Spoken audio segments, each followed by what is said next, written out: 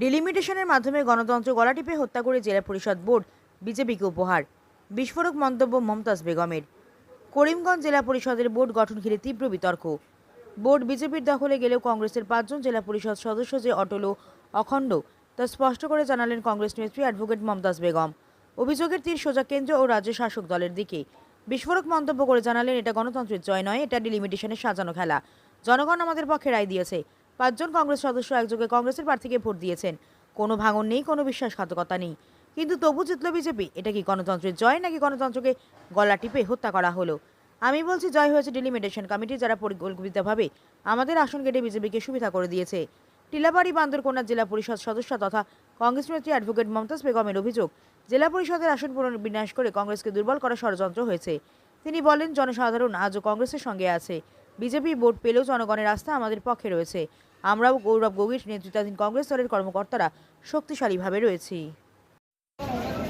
আজকে আপনারা নির্বাচনে প্রতিদ্বন্দ্বিতা করেছিলেন, দুটি পদে আপনারা প্রার্থী দিয়েছিলেন, কি শেষ পর্যন্ত রেজাল্ট বেরিয়েছে? দেখেন, অ্যাকচুয়ালি আমার জানা মতে এই যে গেল যেটা নির্বাচন, এই নির্বাচনে করিমগঞ্জ জেলা প্রায় 65% বুথ ভারতীয় জাতীয় কংগ্রেসের প্রার্থীরা অনুকূলে যায়, প্রার্থীদের অনুকূলে। সেই হিসাবে পাবলিক মেনটেন ভারতীয় জাতীয় কংগ্রেসের পক্ষে। আজকের দিনে যদি কেউ বলে করিমগঞ্জ জেলার জনসাধারণ করিমগঞ্জ জেলা পরিষদ আসনটি বিজেপিকে উপহার দিয়েছেন, তো সম্পূর্ণ মিথ্যা। যদি কেউ দিয়ে থাকে তাহলে ডিলিমিটেশন কমিটি দিয়েছে করিমগঞ্জ জেলা পরিষদকে বিজেপি উপহার। যদি কোনো ব্যক্তি দিয়ে থাকে ডিলিমিটেশনের কারিগর দ্বারা, ওনারা দিয়েছেন বিজেপিকে উপহার।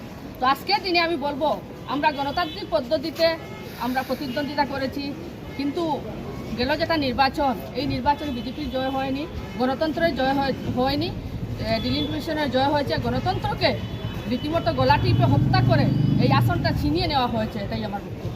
আচ্ছা, আমাদের যে বুথ ছিল 5টি বুথ, আমরা 5টি পেয়েছি। তবে একটা জিনিস আজকে পরিষ্কার হলো, শাসক দলের নেতারা সবসময় বলেন যে কংগ্রেসটা হলো বিজেপি মিশ্রিত কংগ্রেস। আজকের দিনে আমরা প্রমাণ করে দিয়েছি। আজকের দিনে গৌরব গগৈ মহাশয়ের নেতৃত্বে খাঁটি কংগ্রেস, কংগ্রেসের সৈনিকরা আমরা খাঁটি কংগ্রেসই, আজকে সেটা প্রমাণিত হয়েছে ভোটের মাধ্যমে। আচ্ছা, থেকে বিজেপি যে মুখে যে কথা বলে সেই মর্মে কাজ হয় না। আমরা দেখলাম কত উন্নয়নের প্রতিশ্রুতি দেখলাম, উন্নয়ন একদিকে, বিজেপি একদিকে। তো ওনাদের কথা একদিকে, কাজ অন্যদিকে, সেটা তো আপনারাই জানেন, আমরাও জানি।